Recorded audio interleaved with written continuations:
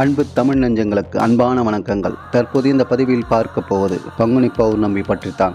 வருடத்தில் வரும் ஒவ்வொரு நாளுக்கும், கிழமைக்கும், மாதத்திற்கும், நட்சத்திற்கும் ஒவ்வொரு சிறப்புகள் இருக்கிறது.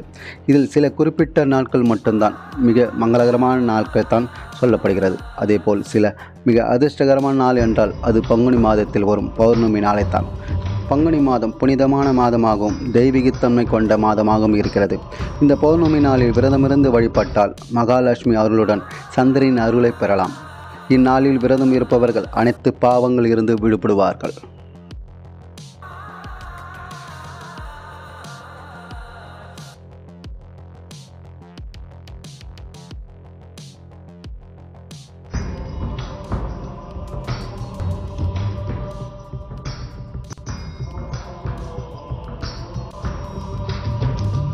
வீடியோ பிடிச்சிருந்தால் லைக் பண்ணுங்கள், ஷேர் பண்ணுங்கள், மறக்காமல் சப்ஸ்கிரைப் பண்ணுங்கள்.